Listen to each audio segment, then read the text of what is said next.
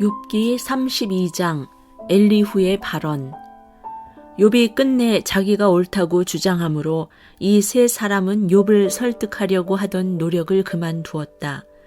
욥이 이렇게 자기가 옳다고 주장하면서 모든 잘못을 하나님께 돌리므로 옆에 서서 듣기만 하던 엘리후라는 사람은 듣다 못하여 분을 더 이상 참지 못하고 화를 냈다.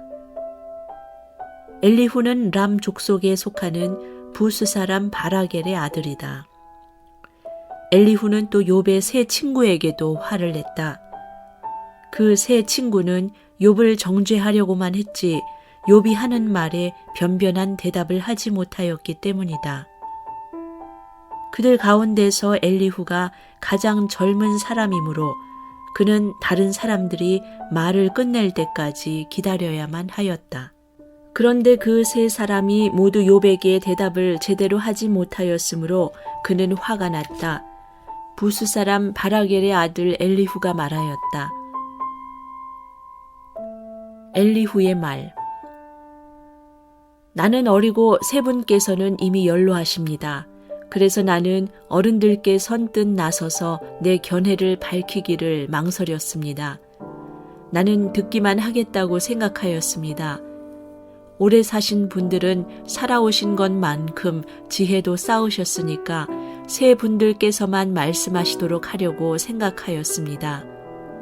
그러나 깨닫고 보니 사람에게 슬기를 주는 것은 사람 안에 있는 영, 곧 전능하신 분의 입김이라는 것을 알았습니다. 사람은 나이가 많아진다고 지혜로워지는 것이 아니며 나이를 많이 먹는다고 시비를 더 잘 가리는 것도 아니라는 것을 알았습니다. 그래서 나도 생각하는 바를 말씀드리고자 합니다. 내가 하는 말을 들어주시기 바랍니다. 세 분이 말씀하시는 동안에 나는 참으며 듣기만 하였습니다.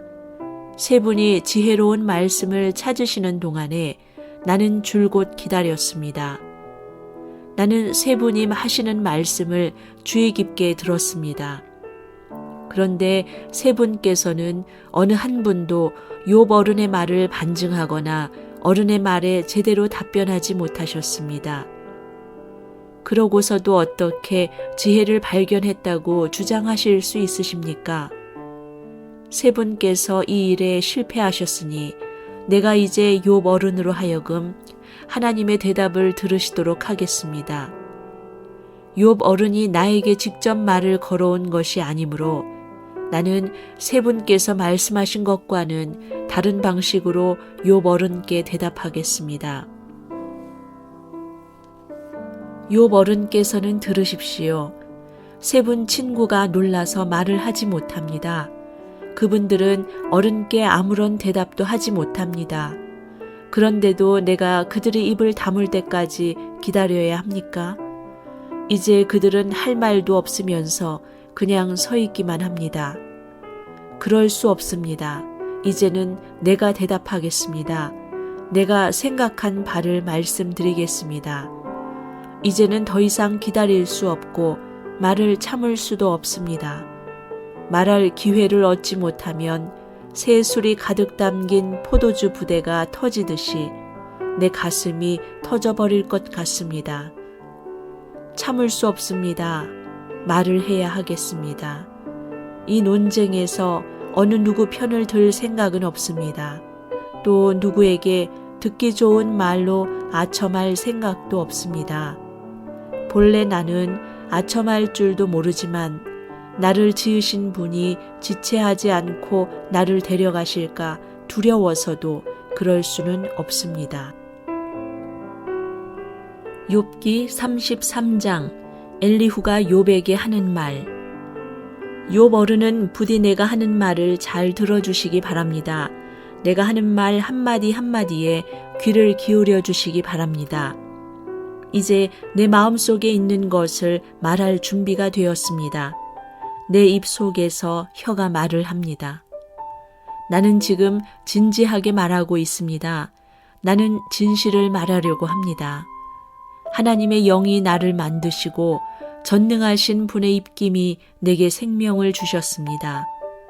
대답하실 수 있으면 대답해 보시기 바랍니다. 토론할 준비를 하고 나서시기 바랍니다. 보십시오. 하나님이 보시기에는 어른이나 나나 똑같습니다. 우리는 모두 흙으로 지음을 받았습니다. 그러므로 어른께서는 나를 두려워하실 까닭이 없습니다. 내게 압도되어서 길을 펴지 못하는 일이 있어서도 안 될 것입니다. 어른께서 이런 말씀을 하셨습니다. 내게는 잘못이 없다. 나는 잘못을 저지르지 않았다. 나는 결백하다. 내게는 허물이 없다. 그런데도 하나님은 내게서 흠잡을 것을 찾으시며 나를 원수로 여기신다. 하나님이 내 발에 착고를 채우시고 내 일거수일투족을 다 감시하신다 하고 말씀하셨습니다. 그러나 내가 욥 어른께 감히 말합니다. 어른은 잘못하셨습니다. 하나님은 어떤 사람보다도 크십니다. 그런데 어찌하여 어른께서는 하나님께 불평을 하면서 대드시는 겁니까? 어른께서 하시는 모든 불평에 일일이 대답을 하지 않으신다고 해서 하나님께 원망을 할 수 있습니까? 사실은 하나님이 말씀을 하시고 또 하신다고 하더라도 사람이 그 말씀에 주의를 기울이지 못할 뿐입니다. 사람이 꿈을 꿀 때에, 밤의 환상을 볼 때에, 또는 깊은 잠에 빠질 때에, 침실에서 잠을 잘 때에, 바로 그때에 하나님은 사람들의 귀를 여시고 말씀을 듣게 하십니다. 사람들은 거기에서 경고를 받고 두려워합니다. 하나님은 사람들이 죄를 짓지 않도록 하십니다. 교만하지 않도록 하십니다. 하나님은 사람의 생명을 파멸에 빠지지 않도록 지켜주시며 사람의 목숨을 사망에서 건져주십니다. 하나님은 사람에게 질병을 보내셔서 잘못을 고쳐주기도 하시고 사람의 육체를 고통스럽게 해서라도 잘못을 고쳐주기도 하십니다. 그렇게 되면 병든 사람은 입맛을 잃을 것입니다. 좋은 음식을 보고도 구역질만 할 것입니다. 살이 빠져 몸이 바짝 마르고 전에 보이지 않던 앙상한 뼈만 두드러질 것입니다. 이제 그의 목숨은 무덤에 다가서고 그의 생명은 죽음의 문턱에 이르게 될 것입니다. 그때에 하나님의 천사 1000명 가운데서 한 명이 그를 도우러 올 것입니다. 그 천사는 사람들에게 사람이 마땅히 해야 할 일을 상기시킬 것입니다. 하나님은 그에게 은혜를 베푸시고 천사에게 말씀하실 것입니다. 24절 중반부터 그가 무덤으로 내려가지 않도록 그를 살려주어라. 내가 그의 몸값을 받았다. 그렇게 되면 그는 다시 젊음을 되찾고 건강도 되찾을 것입니다. 그가 하나님께 기도를 드리면 하나님은 그에게 응답하여 주실 것입니다. 그는 기쁨으로 하나님을 섬기고 하나님은 그를 다시 정상적으로 회복시켜 주실 것입니다. 그는 사람들 앞에서 고백할 것입니다. 나는 죄를 지어서 옳은 일을 그르쳤으나 하나님이 나를 용서하여 주셨습니다. 하나님이 나를 무덤에 내려가지 않게 구원해 주셨기에 이렇게 살아서 빛을 즐기게 되었습니다. 하고 말할 것입니다. 이 모두가 하나님이 하시는 일입니다. 하나님이 사람에게 2번, 3번 이렇게 되풀이하시는 것은 사람의 생명을 무덤에서 다시 끌어내셔서 생명의 빛을 보게 하시려는 것입니다. 어른은 귀를 기울여 내 말을 들으십시오. 내가 말하는 동안은 조용히 듣기만 해주십시오. 그러나 하실 말씀이 있으시면 내가 듣겠습니다. 서슴지 말고 말씀해 주십시오. 나는 어른이 옳으시다는 것을 드러내고 싶습니다. 그러나 하실 말씀이 없으시면 조용히 들어주시기만 바랍니다. 그러면 내가 어른께 지혜를 가르쳐 드리겠습니다.